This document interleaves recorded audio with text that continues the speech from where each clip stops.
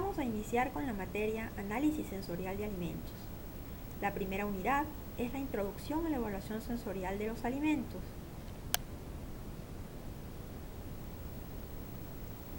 En este primer tema, evaluación sensorial de los alimentos, vamos a ver primero la definición de lo que es la evaluación sensorial. A continuación, cuáles son los factores que influyen en la evaluación sensorial. Y para finalizar, cuáles son las aplicaciones e importancia que tiene el análisis sensorial en la industria de alimentos. Ustedes han participado como consumidores en la evaluación sensorial de alimentos. Han visto a sus compañeros tesistas realizar evaluación sensorial con diversos alimentos. Pero ¿alguna vez se han preguntado qué es la evaluación sensorial de alimentos? ¿Para qué se utiliza? ¿Para qué me va a servir a mí como profesional conocer lo que es la evaluación sensorial de los alimentos? Vamos a empezar con una definición. El Institute of Food Technologies define a la evaluación sensorial como la disciplina científica usada para evocar, medir, analizar e interpretar las reacciones a las características de los alimentos y los materiales, tal y como son percibidas por los 5 sentidos: la vista, olfato, gusto, tacto y oído. Otra definición de evaluación sensorial dice que es una técnica que se ocupa de la medición y cuantificación de las características de un producto, ingrediente o modelo, las cuales son percibidas por los sentidos humanos. Es decir, en la evaluación sensorial no vamos a utilizar instrumentos de medición. El instrumento de medición van a ser nuestros panelistas con sus 5 sentidos. La evaluación sensorial es, por tanto, un conjunto de técnicas de medida y evaluación de determinadas propiedades de los alimentos a través de uno o más de los sentidos humanos. La evolución histórica de la evaluación sensorial presenta una característica que la difiere de otras técnicas, ya que la evaluación sensorial, a diferencia de otras técnicas, se desarrolló primero empíricamente y luego teóricamente. Desde tiempos inmemorables se utilizan pruebas sensoriales para fijar el precio de alimentos y bebidas. Los vendedores probaban su mercancía y, dependiendo de la calidad, fijaban el precio en la que iban a vender sus productos. Sin embargo, fue el siglo XX en donde la evaluación sensorial surge y se desarrolla completamente.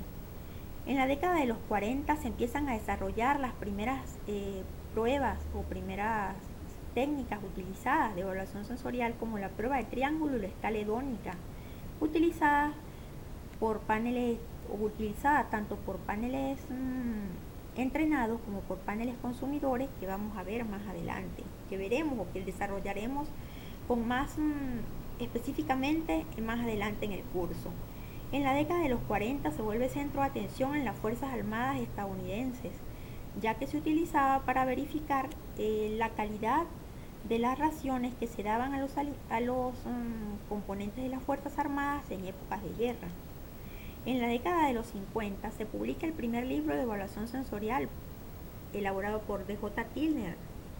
Adicionalmente, se imparten los primeros cursos de evaluación sensorial en la universidad. También se inicia la introducción a lo que va a ser el análisis descriptivo, que también vamos a ver más adelante en el desarrollo de la materia. En la década de los 70 empieza la normalización de la evaluación sensorial. Institutos como el Institute of Food Technology o la International Standard Organization crean las normas ISO, que hoy en día todavía se utilizan para regular o para normalizar lo que va a ser la evaluación sensorial.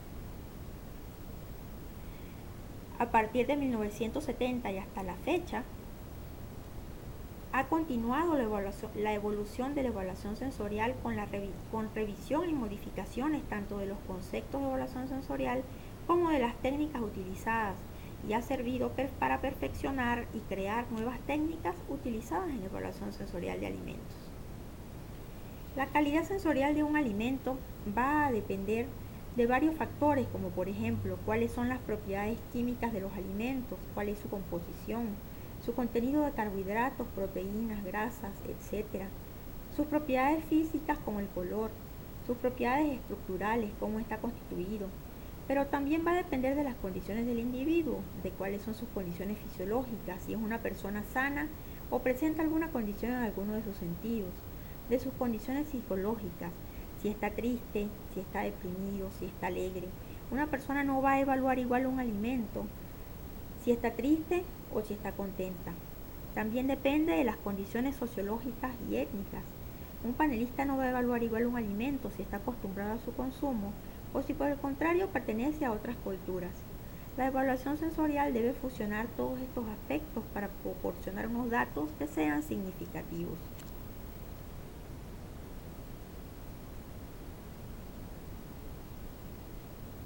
Por lo tanto, algunos factores que deben considerarse al momento de elegir un panelista que vaya a participar en evaluación sensorial es su condición física.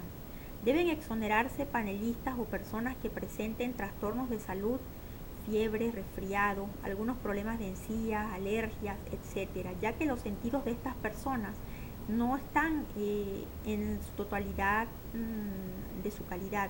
Por tanto, la evaluación que pueden dar de los alimentos va a ser menor, va a ser diferente a aquellas evaluaciones que puedan hacer personas que se encuentran sanas. Adicionalmente, también deben considerarse otros factores como personas fumadoras o tomadoras habituales de café, ya que sus receptores de los sentidos